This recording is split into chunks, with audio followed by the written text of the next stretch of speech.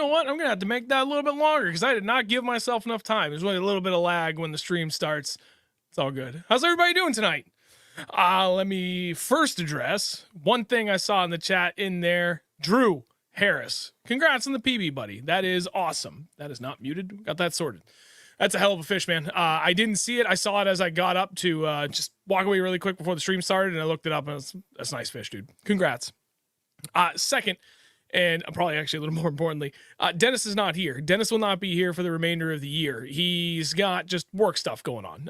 And with...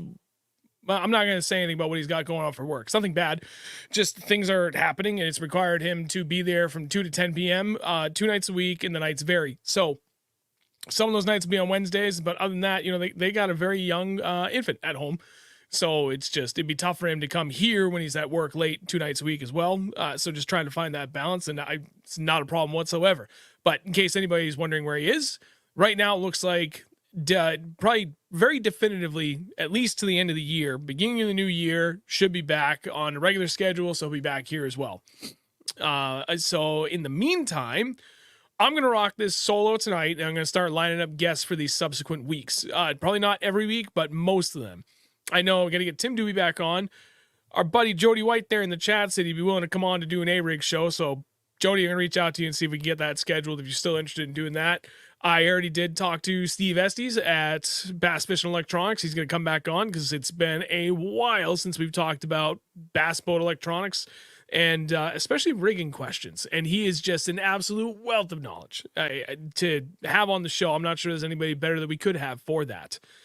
And then beyond that, not sure, but I have some ideas. I just need to kind of iron them out before we get there. So there's your snapshot update. Tonight, we're talking about cold water bass fishing tips, and I've got 4 different kind of broad topics to cover, but I want you guys to pick what that is. So before I do a weekend report, because I did fish a tournament this past weekend, I'm going to ask you guys what it is that you want me to cover first. Do you want to cover the baits and cadence first, or gear such as rods, reels, line, gear that you would wear on your person in this colder weather, and then lastly, locations. I've got some depth charts already pulled up so we can kind of go through and break down really what it is that I know I look for at this time of the year to go out there and try and find those bigger smallmouth. So you guys decide what you want. Baits, fishing gear, gear you wear, or map study first. You let me know. In the meantime, went up and fished Rumble on the River, hosted by Doc's Tackle and Fish or Die Bait Company, launching out of Clayton at a French Creeks Marina. Fished with my buddy Tom, Smallmouth Freaks, and went up there. I haven't been there since May, and while I have fished up there a decent amount, it's nowhere near enough for me to be able to be any help whatsoever. So I played the role of Passenger Princess this time. And he had been up there scouting pretty much, I think he said he's really only fished up there, period, just there, Lake Ontario and the St. Lawrence River since, May. So kind of really leaning on him a lot to just tell me where we need to be, what we're doing, just kind of break it down for me so I know I'm at least got my head in the game over what it is we're doing. And it actually, it worked out. He had a game plan. We talked about it in the couple days leading up to it. We got there night before, ended up retying all my stuff at 9 o'clock at night. And then we were up there, got to the ramp at 6:30. We ended up fishing Lake Ontario for probably 5 of the 8 hours of the tournament. And it went okay. It was a little slow. We ended up finishing 21st out of 60 boats. 21.63 pounds, so 21 pounds, 10 ounces for our total bag. And our first spot out in the lake kicked out some pretty good fish, but then the bite just died when the wind slicked off. Well, then the wind was supposed to shift just a little bit and pick up right around between 12 and 1 o'clock. And by 12:30, it started getting really rowdy out there. So he said, all right, I think we should run to the river because I got a couple of spots that should pan out. And we decided to do that. They didn't really pan out. Every fish that we brought to the weigh and ended up coming off of that first spot that we were, not the first spot, the main spot he wanted to fish out in the lake. And we were kind of both kicking ourselves towards the end of the day, maybe we should have stuck it out and tried out there. And then, at that point, we had to be back under the bridge into French Creek Marina before 3:30. That was our cutoff. And we figured if we had stayed out there for 2 more hours, that would give us an hour to make that run back. Normally it wouldn't take that long, but it got pretty rowdy out in the lake, and the wind wasn't even at its worst yet. But, you know, we didn't, and that's the only thing we could think of. We both dropped a fish, and can't even say that we did anything wrong. Like, we both hooked into them for, like, maybe 3 seconds. And in both cases, like, rod doubled over, felt like we hooked bottom, and then it started swimming. Like, oh, God, what is that? And just, honest to God, never even had a chance at landing either one of those fish. So it didn't really matter in the end. It could have helped. We don't know. Doesn't matter. It certainly wouldn't have been enough to win because we needed 5 good ones. It ended up taking 29 pounds and change to win. But, you know, 21st out of 60 ain't that bad. So I'm happy with it. I had a blast. I love fishing with Tom. He's such a good dude. And that boat is just amazing. And plus, it's St. Lawrence River in Lake Ontario. I'm never mad when I'm up there. That place is just awesome. So that's the weekend fishing report. It was a hell of a well-run tournament. I got to say, out of all the tournaments I fished, probably one of the more professional ones outside of the BFLs for Major League Fishing. So I am definitely looking forward to going back up there and doing that again next year. That's the plan. Other than that, before we do truly get started and I look through the comments, for everybody that is here, thank you. Greatly appreciate you, as always. Do me a favor, whether you're watching here on YouTube or on Facebook, leave a like. Doesn't matter where you're watching. It helps immensely. Leave comments, after the fact or whenever. Doesn't really matter. People that shared it beforehand, I saw Lisa, longtime subscriber, and Gordy, longtime subscriber, buddy. They had shared it. Those are the only 2 I had a chance to go look for. So for you two, Lisa and Gordy, thank you very much for sharing it. And anybody else that's going to go ahead and do that or just drop a like, thank you very much as well. Greatly appreciate it. Hey, look at that. Drew Harris had me. Hit the sub button if you haven't already. So, Kirk, areas, baits, gear, apparel. Okay. I think I saw a few other people saying the same thing. Uh-oh. People are saying it's a little glitchy. Keep me posted on that. Map study, river locations, maps, bait, location, then bait. Okay. I think we're going to start with map study. I saw an overwhelming number of people that said that first. Jody, where are you, you son of a... Specifically lakes and waypoints. No. You don't need any more help. Keep me posted on this, especially when I pull up the screen. And let me know if there's going to be any issues with the overall quality. I'll do the best I can to address it as necessary. So here's the thing. I have Navionics, which is now owned by Garmin. And the Navionics web app was great until Garmin truly took over, threw it on their website, and now, I used to be able to have the map take up, we'll say, 80% of my browser window. Now it takes up like 40% when I try and share it on the stream. So I can't use that, even though it's better because I have a subscription to that. I have all the depth charts and everything. So we're going to have to use iBoating, which is another great free map website, but it's not really good. We got to work with what we got. The plus side to this is it'll fill the whole screen. So there's a lot more information. And what I'm going to do is I'm going to start with a spot that you all know I've fished a lot. Granted, I haven't had the success out there this time of the year. It has all the makings of a lake that would do well this time of the year. But most importantly, every spot that I'm going to talk about and show you contours and areas and how it's all related to deeper water and everything, I follow that same pattern on other bodies of water, and it works for me the vast majority of the time. So even though this particular lake has continuously kicked my teeth in once you get basically to like November 1st and onward, it still is a really good lake that I can point to without worrying about giving up anybody's honey hole. And it's got a lot of different areas that we can point to as well. It's not just any one particular thing. So we're going to go that way. Dropman, Candy, I don't know Candyland as much as I would like to. There's a few spots I know, but I can't give those up. So let's see if I can do this smarter and how I want to go. Yeah, like that. Now it's nice and full. Okay, talking about areas first.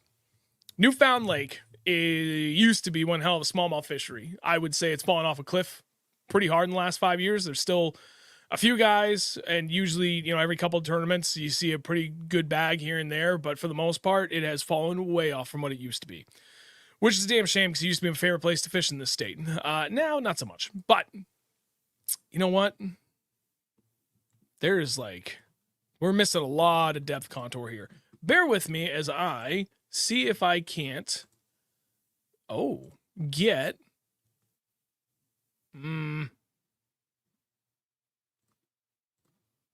trying to see if I can get better depths. We're missing some key contours here. Let me, you know what? We might have to go with the Navionics. Oh, Navionics is being a poop. Never mind. All right, we're going to make this work. Okay, so areas. Transition areas, something not new from what we've talked about so many times, but they're still extremely important that they bear repeating often. This time of the year, as the water temp finally does drop, because right now, from what I'm seeing, a lot of areas are still way warmer than I would personally like to see for what I would consider truly to be cold water fishing. Really, like 50 degrees and lower is what I'm looking for. Like basically high 40s down to ice in is what I'm going to consider cold water fishing. And that's not just water temp, but also the fish behavior, where those fish are moving out and going from, we'll say, kind of that shallower to mid-water depth area where they're much more active, to areas where they're definitely setting up and staging to hold up for the long winter haul. With that in mind, that's the first thing I'm going to look for. This, you're going to have to use your imagination a little bit. If I was going to go out to Newfound for the first time, and I was going out there knowing, we'll say, water temp is high 40s, and I know it's been like that consistently, at least for several days up to a week, and it's been trending down the whole way. This time of the year is kind of tricky because it's just a roller coaster, right? It's all up and down, so the fish are just in a weird funk in a lot of places in most cases. So we're going to have to assume that there's been consistent weather and consistent temperature falling to this point to drive them into these positions. But I can promise you, I'm going to be honest, I'm going to give you a spot that I know definitely has them this time of the year. Looking at the lake as a whole, we're going to go right about in the middle, just above the boat ramp. To this point, just north of the Wellington State Park, which I actually think this whole peninsula is part of the state park. And there's 2 islands out here. What makes this spot so good is you have an extremely large dwell area. And this is something that we have talked about a lot in other videos where specifically we're talking about cold water, right? You need to have large areas, large dwell areas is what I like to call them, where there is a pretty consistent depth range over a very expansive period of area that is also very closely adjacent to both shallow water with the structure that the fish want, and also really, really deep water, so that when it truly gets to icing conditions, they can roam out into deep water, stay at the depth they want to be, and just kind of live in that large, expansive area of, incredible depth the whole winter. That's what makes this spot so good. I'm right off the point, and I really wish we had a little bit more here, because this map, I can promise you, is definitely missing some better details. This kind of double submerged point here, there's actually a significant area that's actually 35 to 45 feet-ish. And there are kind of like banks down to steps almost every 10 feet. And then there's another, it rolls down again, there's another step, and then there's another step. And then you got this big expansive area where it's about 60 feet deep. And then you do have a high point out here, as this is indicating, but there's a lot more of that, reasonably deep water that most anybody should feel comfortable fishing out in this whole area. It's huge. And then more importantly, all around it, you've got just an insane amount of deep water. Literally the whole rest of the lake. If they slide off of this point, the northern point of these islands out east, then they've got the entire middle of the lake where they're in 100 plus feet at minimum to run all winter. And they can stay in that depth, and they have probably 65% of the lake where they can run at that deep water. And so this is like a really, really good area, because not only does it have that steep contours, but it has those expansive dwell areas. This is the kind of thing I am always looking for. That's kind of one big main point. The other main point is an area like this also tends to hold a lot of fish throughout the rest of the year. There is a lot of consistency with fish behavior on spots like this that tend to have a lot of all the right stuff. It's got a good mix of sand, and specific to smallmouth, right? It's got a good mix of clean sand, hard pack bottom, going to areas of kind of rip-rap rock in those transition areas. You've got bigger boulders that provide better structure and cover for them to hide against when they're ambushing bait. And you have a wide variety of depths that have all of that in a very small area. So really, from ice out to ice in, these fish don't have to go very far. And at some point in the year, multiple points in the year, you will find them in an area like this. They're going to still be there come this time of the year. And when it gets really, really cold, they're just going to slide out to this deeper water. And I've seen that countless times. The real trick is when you get into a really, really big body of water and there's like 1,000 different areas that can meet this criteria and never hold a damn fish. So would I recommend going to a place like Winnipesaukee and trying to pull this off? Absolutely not. That's a place that you have to put in a serious amount of time in to eliminate dead water.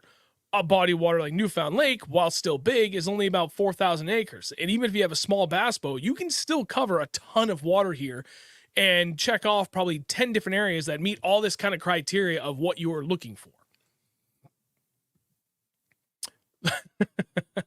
Jody, map for this lake sucks on Lake Master. Yeah, it's very nice in Navionics. I don't have Lake Master, so I can't say. So, all right, there's point number one. Point number two, I'm going to give up a little bit more here because I just don't like this lake anymore, so I don't care. This area, so you get the boat ramp here, right? Right off here, you've got this big shallow flat, and it seems like you've got this massive dwell, kind of, where it goes from 10 to 20. I can promise you that is not the case. It drops fast from about 8 feet where that knuckle, from the shallows kind of starts, drops down anywhere from 25 feet to 45 feet fast. The majority of that first drop goes down to about 30 to 35 feet. And that depth is a massive dwell area. And if you look at this on, say, Navionics, which definitely has a much better map for this, you'll see all along this, all the way down, right to about here. This is where it starts to get really, really steep really fast. And, these contour lines kind of help indicate that. But again, it's missing some of the finer details. Here, it seems like it does, but I can promise you it does not. There is a massive dwell here. It's got to be a couple hundred yards long by maybe 300 to 400, maybe like 500 to 600 feet wide, front to back, and then lengthwise, it's got to be well over 1,000 feet long. Like it's a big area, and that's all right. We'll say an average of like 33 feet deep. And then there's a couple of areas where there's another secondary drop off that where it's about 40-ish feet. There's not a lot of structure out here. A lot of this is just hard packed bottom, very little rock. There's some submerged logs and stuff down the bottom, but otherwise it's pretty much just sand out there. But this is a smelt lake, yellow perch and smelt. And I'm not sure how the smelt population is doing there now, but in years past, the biggest schools of smelt I've ever seen have been on this lake. And they all like being right there. There's something about that drop off that they just gravitate to. And it could be because they can take that down to a couple of different creeks on the west side where they would typically like to spawn during the winter. And then from there, sliding out to the deepest water, that's one of the two shortest runs that they can make for that lake. So it makes sense that given the thermocline and where they want to be throughout the summer, that they would be hovering out and around off that drop off for a good portion of the year until you truly get into like that really hot, deep water summer bite.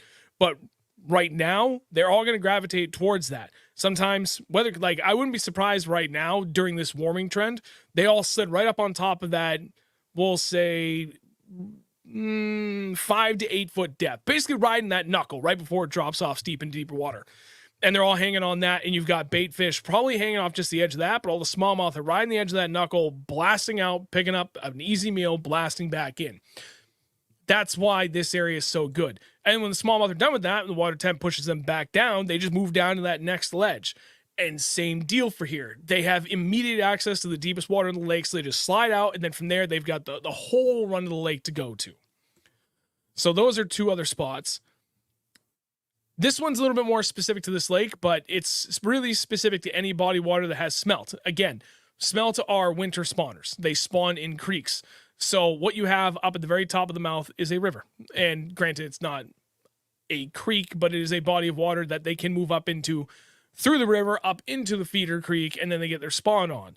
And right outside of it, you don't have that much of a dwell, but what you do have is about 45 feet. Again, I can promise you it's there. This doesn't show it.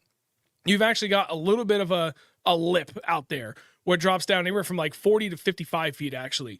There's a couple spots that drop straight down to 60, but it's got a knuckle at about 5 feet, and it drops down into what I consider to be some of like the prime deep water depths for targeting winter smallmouth, anywhere from 40 to 60 feet. And they can literally just slide up this wicked steep bank, and you've got all the smelt running in and out into that creek as they get in their spawn on. So that's what you can get up in a spot like that in a smelt lake. That's why I bring that up. From there, you can kind of go around, and now you're kind of starting to pick up on what I'm talking about over here.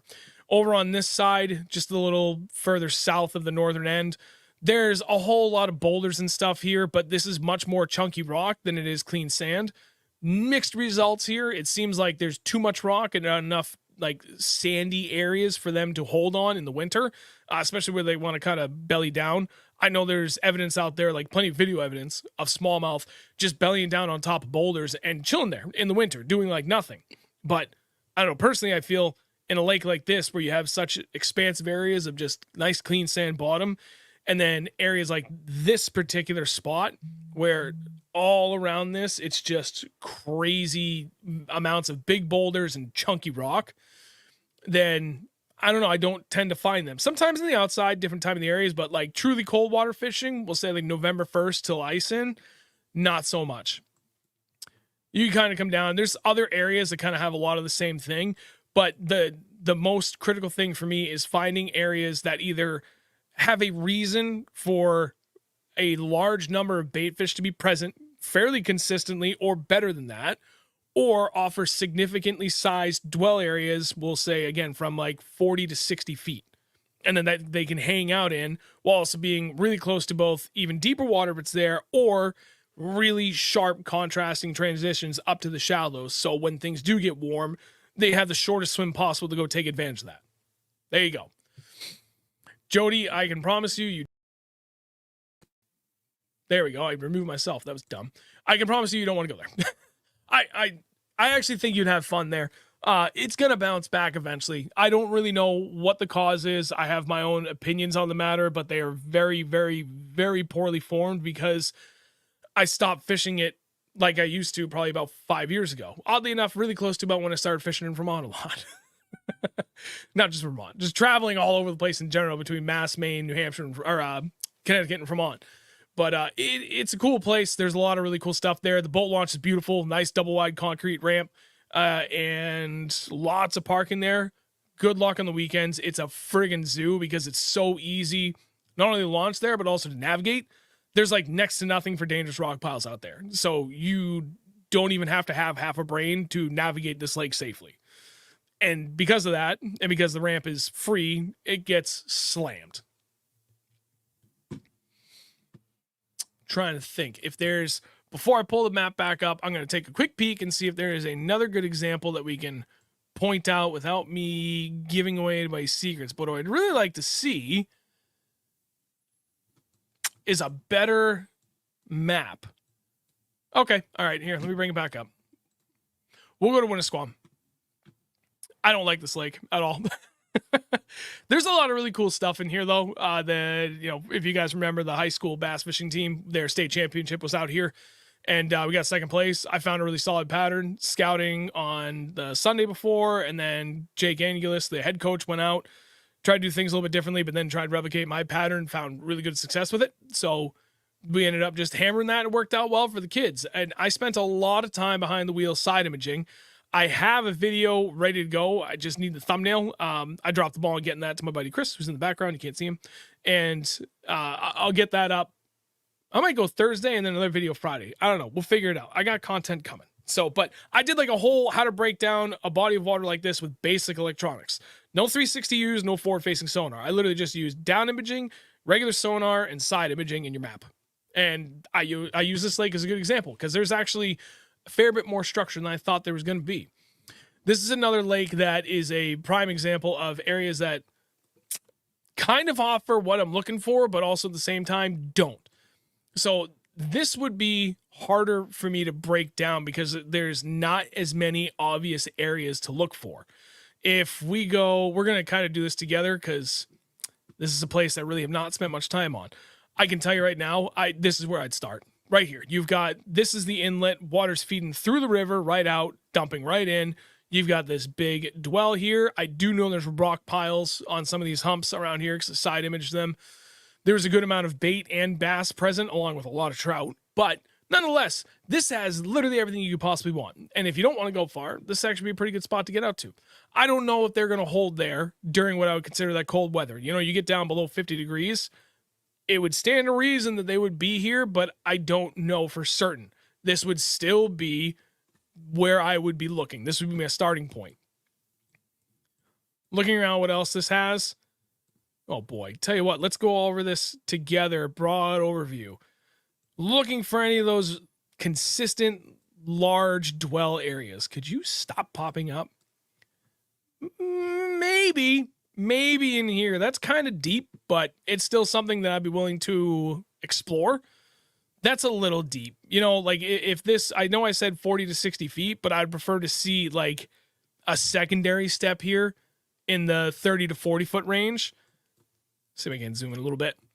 Yeah, somewhere in here in this 30 to 40 foot range, and then this secondary dwell here down to 60, and then, yeah, you got all this deep water in the middle. That still could be good because thus far I'm not really seeing any other areas that offer the depths that I am looking for in particular. This is maybe. Yeah, that could be well too right there. So again, you got marker buoys present here. Red, but these black ones come out a little bit further. So rock piles somewhere in here indicating it. And I would hazard a guess, speaking of hazards, given that this is a hazard, so buoy marker right, you got to go around it, stay on the outside. Oh, it's black, so you stay north or east of this. So this is all dangerous rock in here. I'm going to guess that a lot of this rock will carry down into slightly deeper water. But more importantly, whether it's big boulders or chunk rock, it's eventually going to end into clean sand somewhere out here. And you got a pretty big flat here, this big dwell area in 40 feet. I would look at that as a high probability of success. Again, no idea. You just got to go out there and swing for the fences. This whole northern area is, wow, just kind of devoid of anything special. It's just all consistent. Now, I do know there's a bunch of rocks up in here. So maybe here, maybe on the tail end of these, I know there's like chunky rock here. So it kind of comes up and out and curls back in and then comes back out around over here. So maybe off the deep side of those into this area. I mean, that is a massive area. But now what this is missing, because 40 feet is deep, but relative to the rest of the lake, it's not that deep. There's much deeper water that they could be in that they might be more content in. And they got a long swim to go before they get back out to it. That's all the way down here before they get back into the 60 plus. So I would think that this would be more probable than up here in this area, because this has 2/3 of what you're looking for. Pending there's rocks in here, this has pretty much everything you're looking for. It comes down to a deeper trough in the 60s. They could easily slide out into even deeper water and run the whole middle of the lake. This is like, again, 2/3 of everything I'm looking for, but you know, there might be something in here. Who knows? It's worth a look. Is there anything else here? Go down and look a little further south over here. No, dude, this place just drops off fast. Now you come down to the southern end, and now you're kind of working with a little bit of current action down here. You know, I will say this is a big maybe just looking at it from the depth chart, but you know, a couple passes of side imaging, there's really not a whole lot out there. You know, it's just a giant bowl of sand. There's not a lot to work with, so I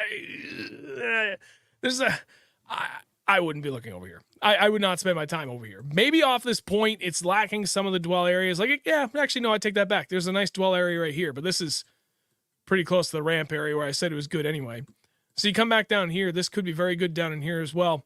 But, you know, it's got to have, for me, I'm looking for all three. It's got to have all three. And even then, if you go and find on a body of water like this, we'll round it 4,000 acres, it might have 20 spots that have everything that I'm looking for. And of that, when you get into the colder water, those fish tend to gather in greater number, and they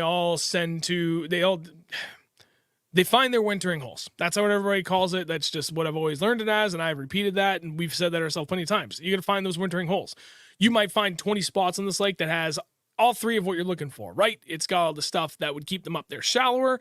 It's got the stuff they can dwell at before they go into ice mode. And then it's got the deep water adjacent to it that they can just roam off and disappear for the ice period of the year. And of those 20 spots, 5 of them might pan out. And that's just the way it is, because they everything tends to congregate into these particular areas. I don't have enough experience yet to definitively say it is because of this, other than bait, right? Bait kind of drives everything. And if you get in an area where you're starting to mark a lot of bait, or more importantly, I know I brought up smelt, but if you're getting an area where you're getting constantly thwacked by yellow perch, you're in the right spot. I love chasing a yellow perch bite myself when we're going this time of the year, and I'm going to talk about that a lot when we get to the bait part of this topic. But areas like that, if I'm getting bit or I'm starting to see even a little bit of bait fish activity, then I know that's a bonus point, right? That's point number 4. I might not be quite in the right area yet, but I'm getting closer. That's the last thing I'm looking for. So any other questions on map stuff before I move on to other things? Cause I didn't anticipate that taking half an hour, but you can't say I wasn't thorough. So there's that. Brian had a really good question. How deep do they go in the winter? It's all relative to the body of water that you're in. You know, one body of water in particular that I enjoy, you know, a lot of that lake is maybe 60 feet deep for a lot of the deep parts, but there's an extensive amount of like 40 to 50 feet, maybe 35 to 50 feet that has a lot of what we're looking for. And I would say 35 to 45 is like the magic number out there. More often than not, getting into this period, this topic, the cold water, definitely like we'll say 45 to ice in, or 50 to ice in, right? Like I'm going to just work my way shallow and work my way back down deep as the water gets colder and colder. And I'm not just going to get at the bottom of that transition to where it flattens out. I'm going to go out 300, 400, 500 feet out off that flat. If it's got a big, you know, like literally if it just, that dwell area continues on, I will check it hundreds of feet away from the shore. Because while they might want to be close to the shore so they can make that move up, if there is literally no indication whatsoever of the weather changing to make the fish think, well, it's starting to get a smidge warmer, or it might, because now the sun's out and things are kind of heading in that direction, they're just going to slide out a little bit further and expand their area of attack inside of that dwell area. So it's Jody knows what I'm talking about. Thanks, buddy. It's all relative. Like I'm trying to think of another good example for depths. I mean, Mashpee Wakeby down in the Cape in Mass. That place is deep. Like it's really deep, which is actually really funny. It is far deeper. Like maximum depth there, and even the average maximum depth there is far greater than that lake is above sea level. I think the lake is only like 40 feet above sea level, but the maximum depth is like 98 feet, which is pretty funny to me. I'm just weird like that. And it's a strange lake because there's nothing. Everything on the Cape is just, you know, bowls of sand. There's nothing down there. They've nuked every single bit of vegetation, every body of water down there, well, most of them. And there's no structure because, you know, it's not like Granite State or for all of New Hampshire where we have just ledge everywhere, or, you know, granite. You got Vermont, which has, I think it's slate is what they primarily have. But, you know, it's kind of like New Hampshire. It's just a lot of ledge and rock. Mass is just sand. And even though they have on Mashpee Wakeby a ton of really, really deep water, even in the dead of winter, I still get all my fish in 30 feet. Like I cannot find a fish deeper than, we'll say, 35 feet there. It is perplexing. So a lot of it's going to be dictated by the overall, like, what do the fish have to work with? Not just overall structure, what's available in those depths at every depth, and what is available for bait fish as well. There's other bodies of water. I'm trying to think of another good example that I would be willing to share. So I know, like, Winnie, I can't give any spots, but I know guys get them pretty damn deep. So in a body of water that I know gets to 60 feet for a large portion of it, I get them in like 35 to 45, sometimes 55, but like I can consistently get them really like 40 to 45 right to ice in. Even though there's a lot of area out there that offers even deep water, that's the magic number for that. Then you got a place like Winnie where a huge portion of that lake is hella deep, like 150 plus, right? Or 130 plus maybe. And yet I'm pretty sure that place varies, where some of those spots pan out really well in that same 35 to 45 foot range. But I'm positive one of my friends has been able to get them out there consistently in like 60 to 65. So it varies. You know, you got to keep an open mind, be willing to get out there. Jody, one thing is that in the winter, you can catch smallmouth deeper than is healthy, in my opinion. On George, you can catch a lot of fish in like 55, and little ones can't swim back down unless you fizz them. I am very, very grateful you brought that up, because at one point, we were boxing our fish in the winter for the hero shots. You know, that's what people would say, and they're whatever. You know, they're not wrong. And it makes for a hell of a good picture, but we were unnecessarily stressing those fish because we were not fizzing them. So we stopped because I didn't have a fizz kit. I do have a fizz kit now. Doesn't mean I'm going to start boxing them for my hero shots in the winter, but it does mean that I have a chance to at least make sure when those fish go back, they're back healthy. I am going to share something. It is not something I'd recommend because I don't know what it does to the fish, but in our case, before we had a fizzing kit, it worked in a pinch. I remember seeing a video where someone said, if you lost your fizzing kit, caught a big smallmouth, late winter, you got it out deep, and I mean, hell, it even works in the summer too. You caught a fish from out deep, it needs to be fizzed. You don't have a fizzing kit for whatever reason. If you have one of those buoy markers with that big old chunk of lead in it, I really shouldn't be saying this, but I'll share it. And I'll probably catch some flack for it, but you know, it is what it is. Stuff the lead in like down the fish's throat and then drop them overboard the buoy and just wait like 5 minutes. That lead will pull that fish all the way back down to the depth that you just plucked him out of. And eventually he will regurgitate that lead weight. I think we did that for actually maybe 3 or 4 fish. Worked every time. And all those fish we tried to release like quickly. None of these were in the box. They came up, took our picture, put them back in, and they were floating. Nothing we could do to get them down. So we did that trick at the buoy, and every time we got them to go down. So, and literally just regurgitate, and you go to pull up your buoy, and if you feel a little bit of tension when you go to lift, he's still got it, given a couple more minutes.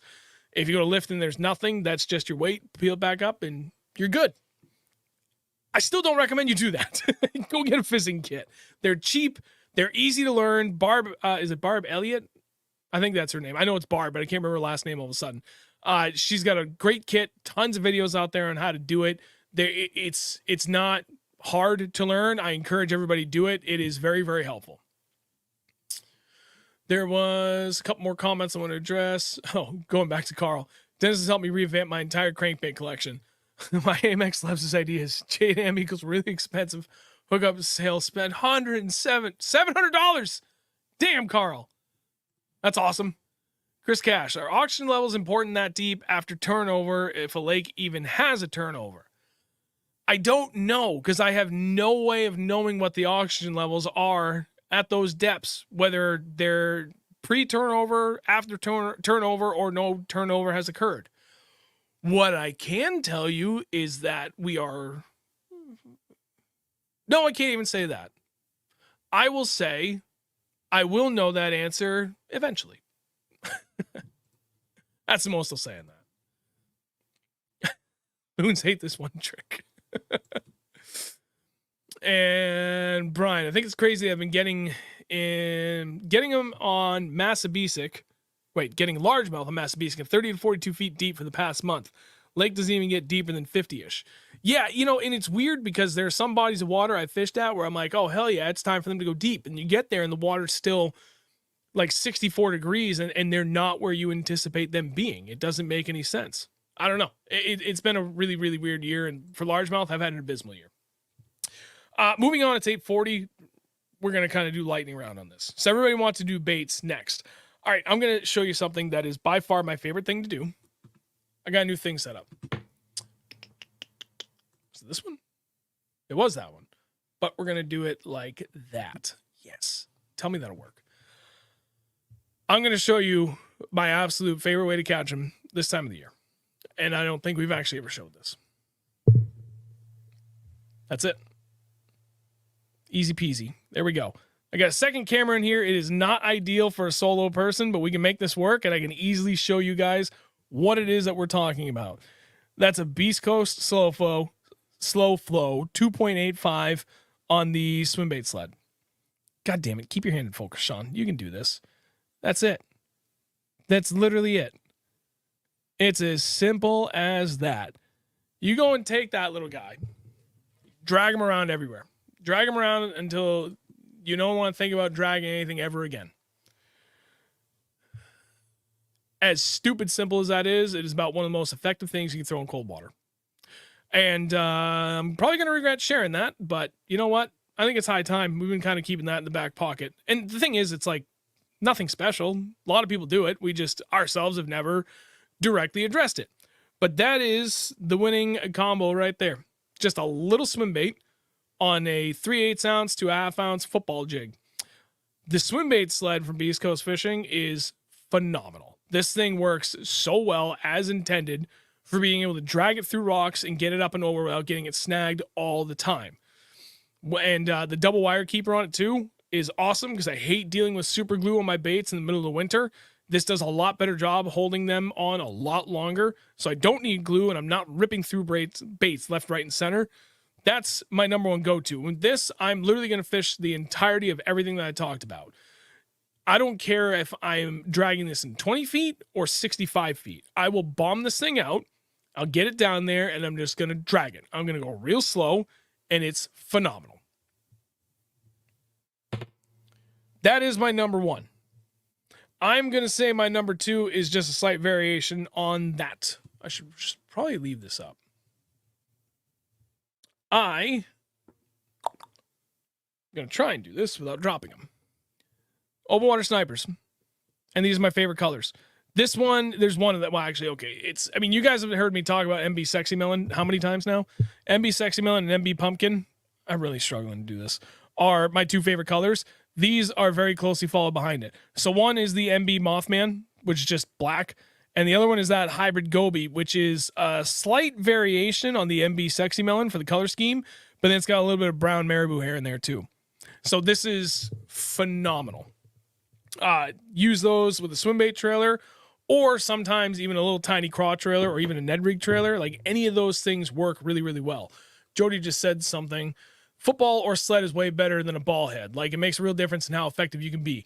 100% on that. The only thing I'm going to say slightly differently than that for a ball head is if you're just straight up swimming something through the water column. I'm going to show you 3 things. If I can get this lined up on my hand so I can more easily show it in the camera. Nope. 2, because I'm repeating one of them. There we go. So on the one on top, that's the Defiant swim bait or swim jig head. Dude, it's got a screw keeper, screw lock bait keeper on it. And generally I hate those on baits like this, on jig heads like this.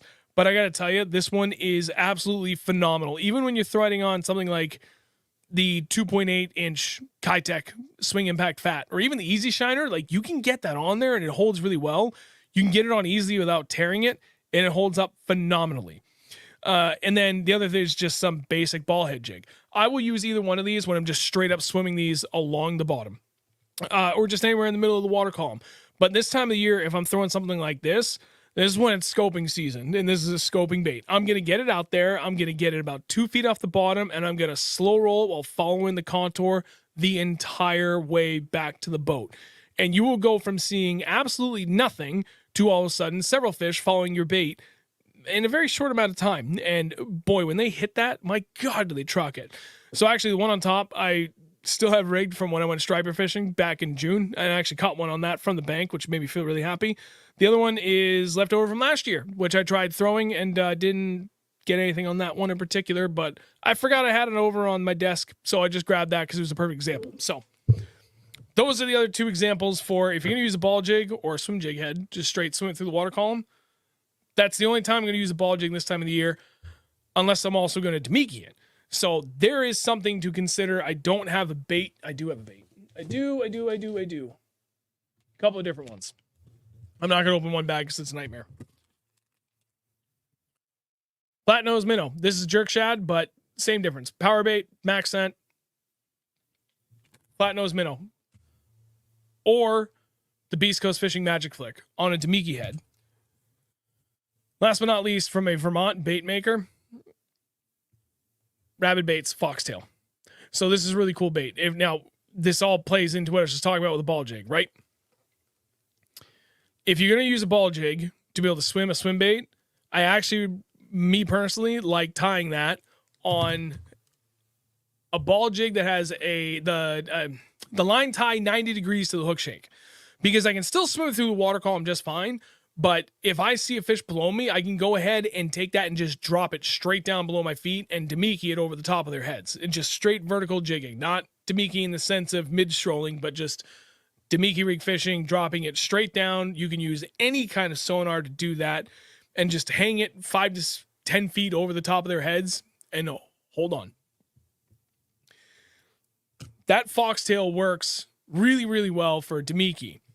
The Maxent, what is it? The Maxent minnow, split tail minnow. I forget what it's called. It's one of their smaller baits. It's like the jerk shad, but it's smaller. That works really well for both mid-strolling and throwing it at Damiki. So if you want one thing that can do both, either that Maxent flat-nose minnow or the Beast Coast Fishing's Magic Flick. Both of those are my absolute go-to baits. I like the Magic Flick more often than not because I have so many more color options in that. And I stick with the standard size on that, 3.65 inch. I don't get too crazy going into the 4-inch ones on that. These are really, really good.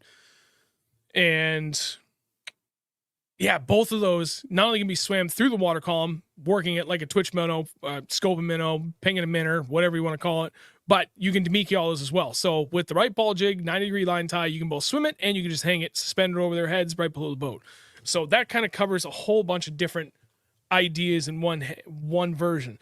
Someone else said it. I don't have a bait rigged on it. So for the sake, I don't need to show you a Ned rig. Ned rig, largemouth or smallmouth, doesn't matter.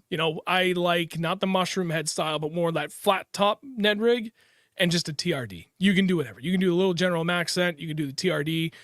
Kitech Easy Shiner has worked for me well. What was the other thing I was just thinking of? Beast Coast Fishing's Magic Flick on a Ned rig also works really, really well in cold water. Those are all some of my favorites. Oh, we talked about blade baits last week. That's another favorite. Again, this is like I'm literally just specifically talking about things that not only have been like consistently successful for me for cold water smallmouth bass fishing, but also very consistent for big fish too. So blade bait for me has caught a lot of fish, but rarely a big fish, which that's just me. That's not it doesn't catch big fish. I don't catch big fish on a blade bait. So it's absolutely still worth throwing to get giants. One thing I will bring up, you know what? This doesn't need a camera because it's all pretty self-explanatory. It's hair jig. Now, this is something that I am desperately trying to get better and more confident with. So I'm not going to talk about it a lot because I don't have the experience and the knowledge and the success to back up whatever I could possibly say about it. I've done my own fair share of reading, watching videos, talking to a ton of friends that live and die by a hair jig during the winter. I understand what I need to do. I just haven't done it yet. That's going to change this winter. So this is the Fighter Fly, and I can't remember who makes it. I bought a bunch of these with the St. Lawrence River. Never got a bite on it. Go figure. And that goes for this year and last year. I've had these for over a year. Still haven't got bit on a freaking hair jig up there. But I am going to be ordering a lot of the Superfly hair jigs from Beast Coast Fishing because he's got quite a few colors there that I want to play around with. Not only just leaving them bare, but one of the best tips one of my buddies gave me was if you feel like you're lacking confidence because it just doesn't have anything other than the hair, or it's so light that you're not liking the way it's casting, or it's taking too long to get it down, etc., then you can take a small chunk of any soft plastic, and he specifically recommended a small chunk of, say, like a flat nose minnow from the Berkeley Maxent line. Right? So it's going to have a ton of scent to it, and you just grab a little chunk of that and throw it on the hook shank. Just bring it right up to the underside of, basically where all the hair is tied. Throw it on there. It gives it just a little bit more mass, makes it a little bit easier to either cast or drop it straight down vertical on a fish. And that makes all the difference in the world a lot of times for these things. So that is the only thing I can definitively add to this, but I can promise you, this straight crushes, not just smallmouth, but also largemouth. And I'm going to make a concerted effort to fish the absolute hell of a hair jig this winter. Two last things on baits, and then we'll move forward. I'm going to bring it up. I haven't had success with it, but I've seen enough to know that it's worth bringing up. Megabass Dark Sleeper. this does not require the camera to show off because everybody should know what the Megabass Dark Sleeper is. I do know a fair number of guys that do well with this in really cold water. And it makes perfect sense because it's the same principle as the first thing I showed you, which was just a basic swim bait on a football jig head, right? It's no different. It's weighted like a football jig head. It doesn't quite stand up on its nose with the tail in the air like a real football head would or should, but it's pretty close. And it's just a really small, compact, lifelike looking bait fish, right? It's like a little swim bait with a little added feature to it. So Megabass Dark Sleeper, I've got a few friends that do very well with this. So I wanted to bring that up. Last but not least, Jody, you're welcome. A-rig. So this is probably my absolute favorite way to catch fish, to catch smallmouth in cold water. I have made this work, man, I want to say as cold as 42 degrees, maybe colder. I'm trying to think of what the water temp was when we were up there at Champlain in December of last year. And Andrew and I went out there and we absolutely waxed them on an A-rig. And it was just, it's so much fun. So this is not what I would typically throw. This is my New Hampshire, my New Hampshire legal rig when they actually still used to have that wording on the books where they define it as an apparatus. And you could not throw just an Alabama rig, right? You could, but it could only have one reel hook and then two dummies. So that's what this is. Not only did I ever catch a fish on this, I never even got a bite. So what I like to throw is a 5-armed Alabama rig. And to keep it compliant with New Hampshire and Vermont state laws, I have 2 reel hooks and 3 dummies. I know guys that we just use like a screw lock that you'd find with big swim baits, right? And they'll just throw those on. But the problem is when fishing deeper water, it doesn't stay where I want it to as well as if I throw, we'll say 2 3/8 hooks, 3/8 ounce hooks on the bottom. The middle arm and the top 2 arms would have 1/8 ounce weights. Now, this is what I'm using when I'm down in that like 40 plus foot range and I'm trying to crawl it at a very controlled speed, just a foot or 2 off the bottom, following the contour of the bottom. That is my favorite thing to do. I've caught quite a few big fish on an Alabama rig, but I've also caught a lot of numbers on this. And even in way colder water than you would think they'd be willing to hit something giant like this. But what plays into this thing's, benefit is the fact that you have so much of the bait fish that's all condensed in, these smaller areas. Everybody's kind of all crowded in together that it actually, in my opinion, does seem much more natural in those situations, especially in this colder water. So, you know what? You could go out there and probably catch 30 or 40 smallmouth that are all 2 to 2.5 pounds. But, oh my God, it doesn't matter if it's a pound or 5 pounds. When a fish hits an Alabama rig, it is honestly one of the most fun friggin' bites that you can have. I live for an Alabama rig bite. It's one of my favorite things to do. And I live and die by jigs. They're a ton of fun, but yeah, dude, it's so violent. I can't get enough of it. I'm so excited. I'm giddy thinking about getting an A-rig bite here really soon. So the only things I didn't mention, I'm not going to bother showing because they're all pretty straightforward. I did bring up the Ned rig and different baits to throw on it. The Kitech Easy Shiner is also a phenomenal bait to throw on that. I don't know if I said it, so I want to bring it up. And a tube. A lot of people still overlook a tube. It seems to have fallen out of favor since the rise in success of the Ned rig. Don't sleep on a tube in really cold water. It still works. Drag it just like anything else. Get it down there. The one thing I meant to bring up that I didn't was cadence. Go as slow as you possibly can, and as the water gets colder, go even slower. I am making very small movements with very long gaps in between movements. That is the gist of it. It is up to you to determine what that cadence is for the pause, because it is almost never the same. There's been plenty of days we've gone out there, and the moment it hit the bottom, it got smoked. And then sometimes you need a 2 to 3 second pause. There's been plenty of days when we've been out there letting it soak for 30 to 60 seconds without touching it. And then and only then do you get bit. It varies. Even when you're like someone like me who fishes through the entirety of the winter, and I am fishing months of the water being like 35 to 37, it doesn't matter. Those fish are still doing this. Like, they're all over the place. There's no consistency regardless of the fact the water temperature hasn't changed. There's been quite a few days where like I'm not even like slow dragging this. When I slow drag it, I'm trying to keep it on the bottom through that whole movement. There's been days in the middle of friggin' January down the Cape where I'm practically hopping the thing, fishing like a summer jig, and they can't get enough of it. So general consensus is keep it on the bottom, shorter movements, like 6 inches at a time, 6 inches to a foot, and longer pauses. I'm going to default with moving it 6 inches and waiting 10 to 15 seconds and then repeat. Adjust from there. And the fish are going to tell you what to do. But give yourself plenty of time in whatever it is that you pick for your cadence as you're going through it, right? Like you can't just make 3 casts in one cadence and be like, oh, that's not working. Got to go back through it. You got to remember, it's fishing cold water. The fish are slowing down. It's going to get harder to pick these fish up. So you have to dedicate yourself like probably at least 15, 20 minutes in your areas of that you feel your highest probability of success to one cadence before you start changing something up. That's what I can say on that. Brian, with water temps in the 50s, shouldn't there be window where jerkbaits, spinnerbaits, cranks, chatterbaits work well? Yes. And a lot of those I find, with the exception of the jerkbait, all work better for largemouth. Specifically for smallmouth, jerkbait is the only thing I didn't bring up because it's something we covered pretty recently and it kind of fell into this overlap here. But yeah, 110% jerkbait can be good. I don't know what it is right now, but I've got one buddy that did really well on it recently, and that's awesome. It's strictly for smallmouth. But for me, man, like I'm running into these situations where the smallmouth should be all over it, and they're just not touching it. And I don't understand what the hell has changed. It's not for lack of trying on different colors and depths, dude. I've gone through 110, 110 plus 1 junior, the 110 plus 1, the 110 plus 2, in a variety of different colors, trying to figure out what it is that they want. And I still can't get them to bite it. Still very viable, but I mean, really, I find that to be like that mid 50s to 50s, not really cold water.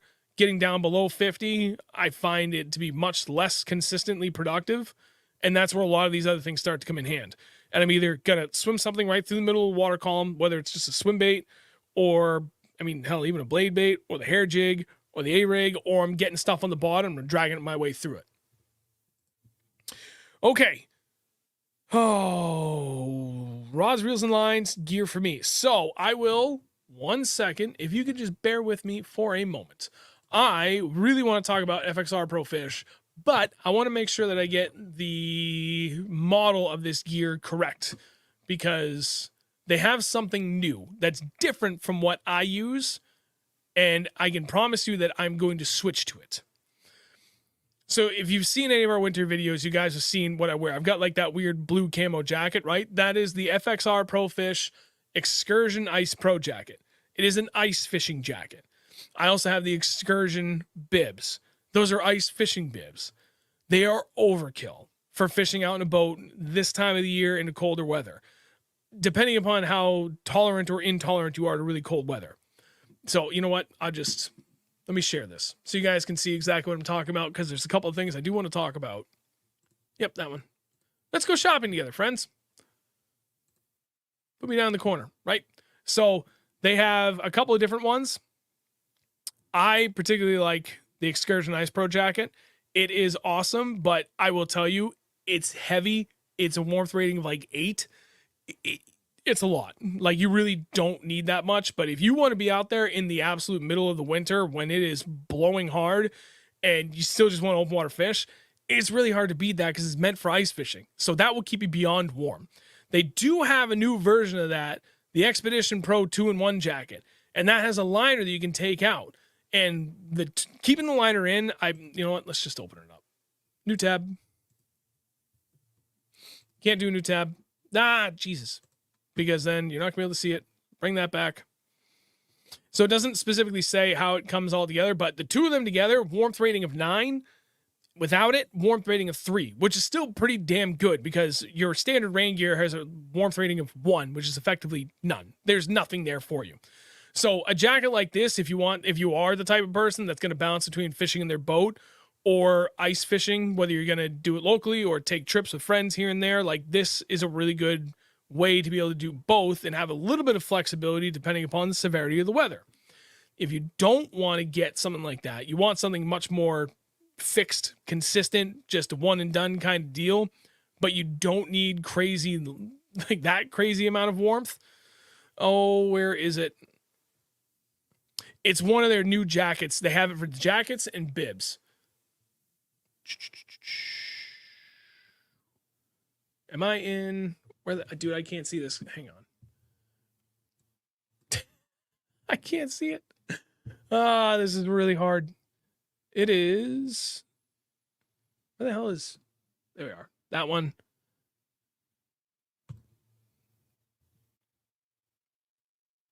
There it is. Okay, so they have this in both jacket and bibs. And this one I can speak to specifically, even though I don't have it. Andrew does. The bibs we don't have yet, that's what's coming up. So this are the new Vapor Pro insulated bib pants. It's a warmth rating of 4. They're full bibs. They have light insulation. These are going to be awesome because Andrew had the jacket and used it all winter. It's the exact same line. It's the Vapor Pro insulated jacket. Warmth rating of 4. It's very, very warm without having the bulk of an ice fishing jacket. As much as I love that jacket, dude, it's heavy. When you're wearing ice fishing bibs and an ice fishing jacket with a few extra layers underneath, not that it has to be much, but like, I'll go out, t-shirt, something for like a thermal layer at the very, for my base layer, a t-shirt, my hoodie, and then jeans and wool socks. And then I put on my ice bibs and my ice jacket. And dude, that's a lot. Like there's a lot of padding and insulation on those. I am never ever cold, but you lose a lot of range of motion and flexibility with that. And you just feel weird and clumsy. I think that these Vapor Pro insulated bib and jacket is going to be that happy medium with everything. Cannot recommend any of these enough. If you're looking for something and you guys are going to put in an order for this, please reach out. We do have a discount code that you are able to use at any time and you are able to share it with anybody else at any time. We cannot publicly disclose it, which is why you have to DM us. DM, I don't care where you do it, whether it's Instagram or Facebook or TikTok. I even check on there, even though I'm not really active on there anymore. You want to shoot me an email. Either way, I will get it and I will let you know what it is. And again, I promise you, it is steep. It is the code we can share is better than almost any pro staff deal that a pro staff angler gets. Like, it's good. It's really, really stupid good. So if you're looking for gear, I cannot recommend FXR Pro Fish enough. Like, they are absolutely phenomenal. I have had 0 complaints with anything we have had from them from their gear since we started with them 4 years ago now. And I thoroughly look forward to continuing this relationship. And you know what? Even if I don't, I'm still going to keep getting their stuff because I've had no complaints with anything that they have. Stuff looks great, fits accurately, and it holds up extremely well. You can't really ask more than that. But again, if you want to order, reach out. I'll give you the discount code. You can use it anytime. There's only a couple of restrictions. Basically can't use it on stuff that's already on sale, which given the size of the discount, you'll understand. But if you're in the market, let me know, get you going. There you go. Alec, discount code is absurd. Trust me, it's worth it. Thank you very much, Alec. Appreciate it. Okay, last but not least, gear. Then we'll keep this one quick because there's a lot of overlap in the gear talk with this stuff, with everything else we've talked about. I really actually prefer to have casting gear more often than not with this. And it's it's kind of contradicts what I've said recently about how I prefer to fish bottom contact baits out in deeper water. But dude, the ice buildup on rods is something that will infuriate you in ways that you never could have imagined. There's workarounds to that, but the easiest thing I found is just to throw a casting rod for, like, especially anytime I'm dragging the football jigs. If I'm going to throw a Ned rig, I've got a different rod I can throw that on that I can get away with doing that. Blade bait, I prefer to throw it on a casting rod when you are getting pretty much water temps are 45 and colder, and you've got a decent wind chill going. You know, you're getting down there so that with wind chill, you're below freezing. That water will pool up and build on your guides, and they're going to freeze. And trying to get a leader knot on your spinning setup through that is a damned nightmare that I wouldn't wish on anybody. It is a real pain to work through. So, would it be better to throw braid to fluoro leader when you're fishing out deep like this? 110% yes. And that is typically what I like to do. But if I'm dealing with icing issues in my guides, then I try to throw a casting rod as much as possible. That said, there is a certain point where it gets too cold, and for my entire life, I've had a significant problem keeping my hands and feet warm. Rest of my body, no issues. My hands will get cold to the bone in no time whatsoever. So I've countered that by getting the FXR Pro Fish Black Ops gloves. They're like a neoprene. And I just cut to the first knuckle on my middle finger, ring finger, and middle finger, pointer finger, and thumb. And then I left my ring finger and pinky whole And that for me personally has been the best solution to having cold hand problems. But even doing that, I still, it feels clumsy using a casting reel. So at a certain point, I have to start using a spinning reel because it's just so much easier to keep your hands warm. So how do I get around the issue on the ice guiding, ice building up in the guides on my rod? Two things. One, I will tie a slightly longer leader on my leader line, and I might go as long as, say, 50 feet. And there's something about that with the way the floral comes through that seems to just kind of help keep the guides clear of the ice buildup, that then allows that leader knot to slip through and kind of bust through that ice a lot more often. Like, you've got all the momentum of the bait at max speed going with as much momentum as it can possibly have, and just pulling that knot right through and blasting right through all the guides that the ice is built up on. One of the other things I found that works really well is I will buy a separate tube of chapstick, and I'll try and get something that has no scent whatsoever. Before I make a single cast, I'll get that out and I'll smear it on my fingers, and I will smear the top 4 guides on my rod. After that, I can deal with ice buildup on any of the other bigger guides, but I will do that on my casting rods. I'll do that on my spinning rods, just chapstick. I've also used smelly jelly. That has worked really, really well. Like, anything that's a Vaseline or chapstick type material works friggin' awesome. Just smear it around your guides just a little bit, and it's enough to keep the water from beating up, collecting, and creating ice buildup and just making things very difficult for you. So that's the solution that I have for that. I'm as far as the rest of the gear goes, I'm using my jig rod for all these jigs. Like, I'm using either the Douglas X Matrix 715F with straight 15.5 pound Defiant heavy cover fluorocarbon, or I'm using the Douglas X Matrix 724 XF. So the casting rod is a 7'1" heavy extra fast. The spinning rod is a 7'2" medium heavy extra fast. And both those are great from anywhere from 3/8 to 3/4 ounce football jigs. Depending upon how deep I'm going with the wind and everything, I can make that work on any of those.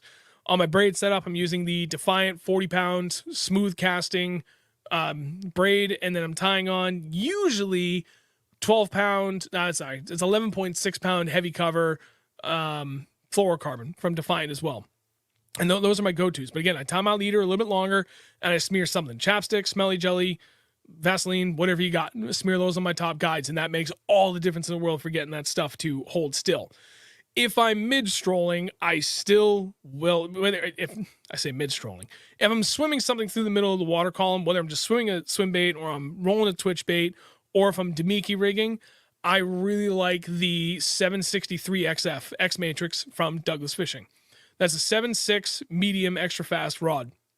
It's a little long for my personal taste from just straight vertical dropping into Demiki, but I still do that with 8-pound line because I do find it helps immensely going to that lighter line when I'm just hanging something really small and finesse over their heads. So I try to downsize my line where I can, and just having that whole 7.6 freaking rod double over on you and take up a lot on the fish helps immensely when you're fighting them in. And drag doesn't always work super smoothly when it's like freaking freezing out. So to have a little extra help from the action on the rod, I found has been very beneficial for me when fighting some of these big, large smallies we've caught during the middle of the winter. For the A-rig, straight 24-pound, actually it's 23.8 or 23.6. Now I can't remember. It's one or the other. 23.8 or 23.6 pound soft casting fluorocarbon from Defiant Fishing. It's a little bit more supple than what I would consider to be a standard amount of stretch in fluorocarbon. And I'll throw that on my Douglas X Matrix 805F. It's an 8-foot heavy fast rod. Phenomenal rod. It's rated 3 to 7 ounces. I throw a bunch of my swim baits on that, but I also throw my A-rigs on that almost exclusively. I do wish the butt handle of mine is a little bit longer. I got one of the older models. The newer model has an extended butt handle on it, so it's much more balanced, and you got a lot more to brace in your forearm for those hook sets. There's also an LRS model of that. If you don't want to drop the 365 it is for the X Matrix one, you can drop, I think it's 210 for the LRS model.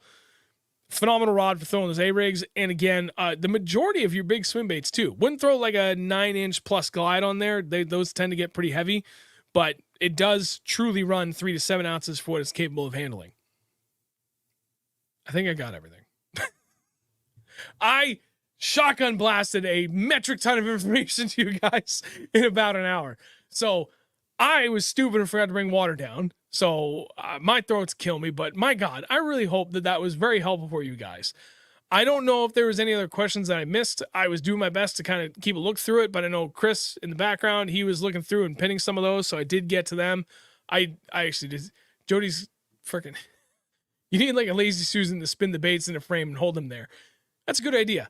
When Dennis comes back, this makes things a lot easier because we built this new table. It's got this whole curved edge, and that's actually now worse doing this solo than it was with the other table with that, you know, consistently square edge, because the camera would have been a foot closer to me than it is now.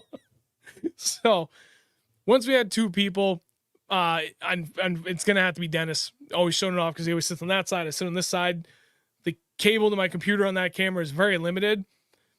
I tell you what, that's something I would like to work towards for donation goals for the channel, is to get another camera like this that we can set up, because then I can run a 10-foot cable to it. I have a lot more freedom and flexibility for how I can set that up. It doesn't need to be as fancy as this Sony A6400, because that would be overkill just to have something to show off baits.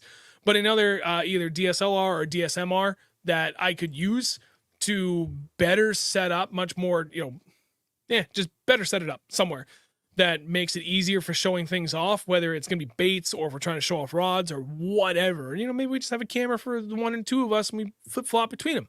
I don't know. We get a lot more flexibility if we add that. So that's something I'm thinking about adding into the into a donation goal, because we haven't really done that in quite a while. And I will say money is not necessarily tight, but we can start penny pinching because things are a little slow in areas. And yeah, not fun. So anyway, on to funner, better things. Brian, thank you very much. Appreciate it. Scott, I'm assuming you dropped an emoji in there, but I cannot see what it is. It just came up as a square. Wait. Oh, it's over here. Salute. Thank you, sir. I was looking at StreamYard, not YouTube's chat. Man, I'll tell you what. I don't know what we're going to do next week. I'll figure it out. We'll get it scheduled. Going to line up some guests. If there's anybody else, you guys, even topic-wise that you want, I've got 8 more topics that we have lined up for both me just doing it solo. It's a mix of topics people are going to have on for like guest appearances. And then one topic we're definitely going to cover when Dennis comes back, because our top producing baits of 2024. So that's definitely coming up. So probably sometime early January, we'll get that done. Looking ahead, not stream related, but I guess overall everything Real Northern Bass related. I am going to, I have to take the week of Christmas off. So I'm looking to set up some guided days up in Vermont during that week. If somebody wants to get out there, I'm going to try and line up 3 days. The Monday, Thursday, and Friday. So not Christmas Eve and Christmas Day, but the Monday, Thursday, and Friday of that week, and maybe even Saturday or Sunday after Christmas going into the new year. I am going to try and get some guiding in. For anybody that's interested, you want to get out there and get on some cold water fish, I'm going to free that up. Reach out to me on social media in any which way. Let me know if you're interested. I will do up to 2 people. So I might do 3 people, because a lot of what we could do would be vertical fishing, and I've obviously got enough room in there, so it could be good. I don't know. We'll see. If you're interested, let me know. We'll get it squared away. Other than that, thank you all very much for watching. Greatly appreciate it. I hope it was helpful and informative and easy to follow more than anything. I was starting to lose track of my own brain there for a minute. We will see you. I will see you next Wednesday at 8 p.m. Eastern, as always, here on our channel, youtube.com/@ReelNorthernBass. Thank you guys very much. Greatly appreciate it. See you next week.